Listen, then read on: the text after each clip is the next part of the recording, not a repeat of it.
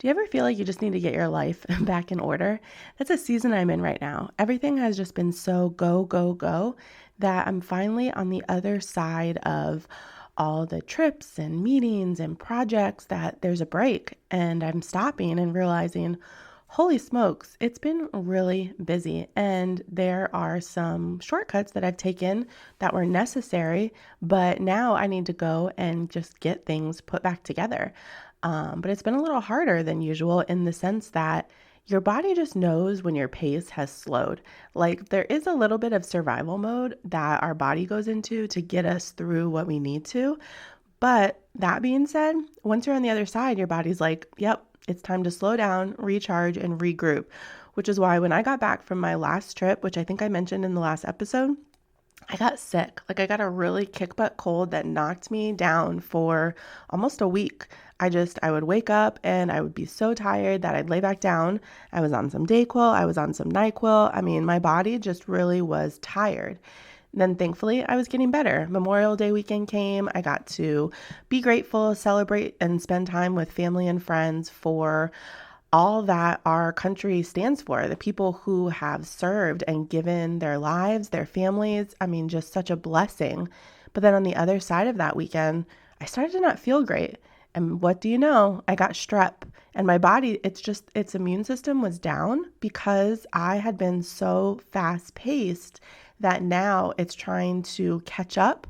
And that has caused me to need to really slow down, lean in, and not just with my to-do list and my house and all the things regroup, but also with my health. So if you can at all relate with any kind of busy pace or season and just needing to get back on track, there's a reason this podcast is called A Fresh Start. It's because it's something that we constantly have to do. Sometimes we are just have a great flow and things are going wonderfully. And then other times we need to reset, regroup, and get back on track. A fresh start isn't one thing we do and then it's done and everything goes perfectly. It's a moment that we have to constantly revisit in different seasons, in different areas of our life and ways, because life is a constant journey. And so today I want to give some tips of how to get your life back on track when you feel like you have had to make some shortcuts or sacrifices and you're in a place to just kind of slow down and regroup and get your bearings back together. So let's go ahead and dive in. Are you too busy to prep healthy meals? Do you feel self-conscious about your body and your clothes not fitting right, but you don't have time to work out? Does your life feel unorganized and messy? Do you wish you had routines and habits that made health simple, even with your busy schedule? I know, I've been there. Hi, I'm Shannon Marquita, and no one ever really taught me how to eat healthy. I didn't know anything about nutrition, so I found myself eating whatever was easy, which definitely impacted my energy, weight, and focus. That's why I created this podcast, to show you that through healthy habits and time management, you can know you're doing health right. So stop scrolling social, clicking the ads, and buying all the things. Let's grab our Americano and pop in our AirPods. It's time to solve the real problem together. Welcome home. A fresh start awaits. Life has been crazy. Things start to slow down and you pause and look around and just realize, holy smokes, my life is a little messy. What do I do? Well, that's what we're talking about today. So I want to talk about where to start, how to get things back on track, how to minimize the overwhelm, because realistically there is going to be some, depending on how long your crazy season was. Mine, what I thought was going to be maybe a quarter, turned into about 6 to 7, actually maybe 8 months of just nonsense, of craziness. Good things, all good things, but just crazy, go, go, go. So today I want to talk about how to get back on track, how to prioritize, and how to get it done, right? I mean, that's the goal. So the number one thing I want to recommend is make a list. I know this seems so old school, but getting it out of your head keeps it from playing on an open loop of stress. You know that the items have somewhere to live. They are not going to get forgotten.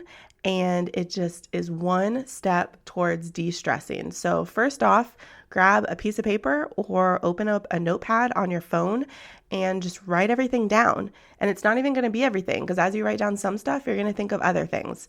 Get it out of your head, get it down on paper. I prefer paper just because there's something about getting to physically cross it off in this step, because you literally then can throw the list away when you're done. Now, if you want to do it on your phone or tablet, go for it. I do that sometimes as well, just in a general to-do list over a weekend for what I want to get done, but that is not what I'm doing right now. So I'd recommend grabbing a piece of paper, writing everything down. It can be laundry, it can be dishes, it can be organizing the closet that you've just been shoving things into. It can be emptying out your trunk that you've been using to hide things because you just haven't been able to bring them into the house or donate them or whatever. All the things, write them down. And then once that's done, prioritize that list. So go through, and what is something that is easy that you can just check off right away to start to build momentum? But what also is most important, because some things are more important than others. Laundry, that's important. No offense, you don't want to walk around stinky. Maybe you're like me and sometimes things get so crazy, you just buy some new clothes. That has honestly happened. You can laugh, but sometimes the season is that busy that the laundry is just not feasible energy-wise or time-wise. I have to prioritize sleep over staying up late, because you should never run your dryer while you're sleeping. And if you're not running your dryer while you're sleeping, then that means you shouldn't do the laundry before you sleep, because you don't want your clothes to sit and get mildewy. So that's just a side note. You're welcome. Why is that? If you're asking, also a side note, because your dishwasher and your dryer are the two main things to cause house fires. Because the heating element that causes them to dry is literally just a short circuit. So never run those things when you're sleeping or when you're not home. I have known quite a few people, unfortunately, that this has happened to. Thank God they were still home, but don't do it if you're sleeping or if you're not home. So there you go. But yeah, once you prioritize your list, then just start doing it. Figure out, what can I get done today, and schedule in some breaks. But in addition to that list, I also want to encourage you, figure out who can help you. You don't need to do everything on your own. This is a life lesson in general. There's no award for, hey, I'm doing everything by myself, not asking for help. No, ask for help, recruit help. It helps others to love you well. Some people, this is their love language, acts of service. It might be your spouse or your child's. You could also just be helping your family chip in and realize chores and tasks are a family endeavor. You don't need to do them all on your own. Or it could just be friend time. My friends and I honestly combine chores. We'll be hanging out and it's like, hey, how can I help you? It might be, I'll watch the kids while you go do this. Or I'll do the dishes while you start the laundry, and we're chatting and we're playing music. We might be having a glass of wine. Like, combine things. True friendship, you can do that stuff. You might sometimes go out, and have a nice dinner, but you're also okay just to be home and do stuff like that. Honestly, a huge blessing lately has been that my mom has had free time to be able to come over and help me with laundry or help me do the dishes, and just tasks that A, I'm not a huge fan of, but B, are really helpful so that I can do things that only I can do. Plus, secretly, I think she loves laundry, and I'm okay with that. So in addition to having a list, prioritizing it, checking off things that are most important and easiest just to knock out, recruit help. Honestly, that is something that is just so important. And by recruiting, it might not even be people that you know.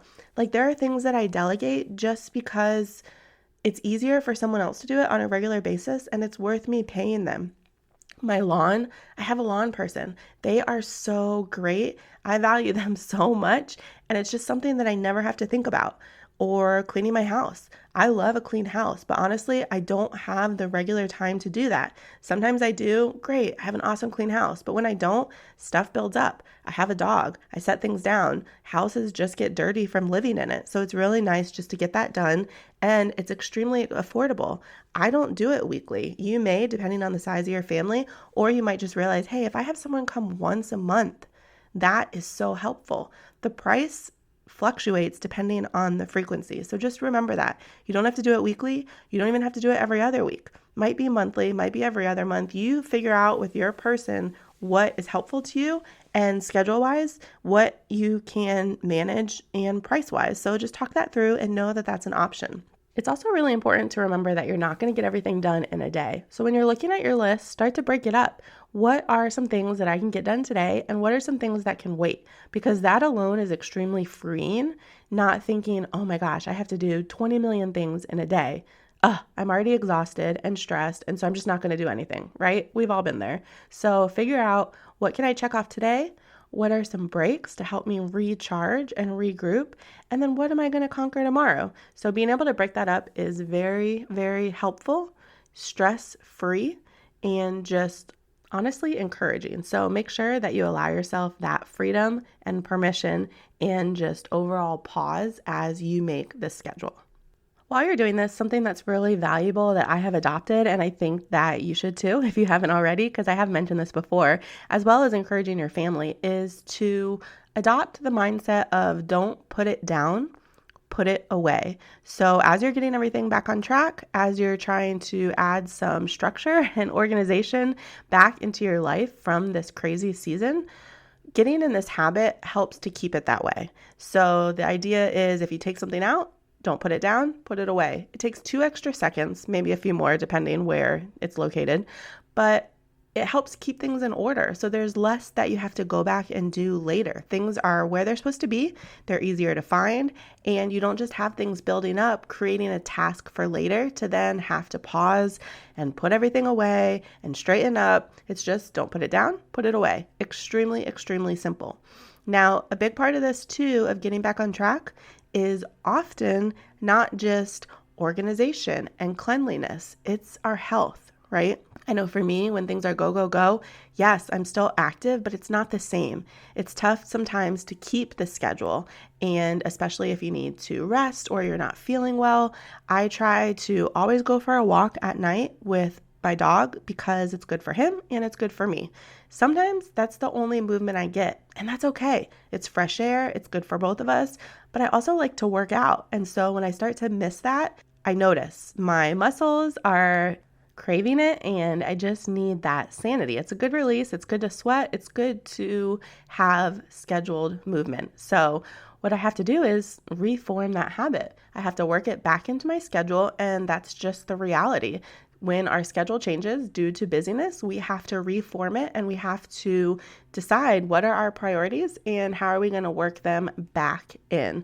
So you need to do that. You need to figure out, what am I going to commit to? How much time is this realistic? But you need to do it. You need to not take it as an excuse. Oh, I've been so busy. Oh, well, I'll get to that later. No, this is part of regrouping and a fresh start, is taking care of your health and fitness. Now, this might be easier to do with accountability, so join a group. I join groups all the time in order to have that accountability and support, and just to see what other people are doing that's working for them. Because let me reassure you, you are not the only one in this season of craziness, busyness, coming out of it, trying to regroup and form habits, reform habits. So have a community to talk with and lean on during this time. On the other side of your health and fitness is the health part.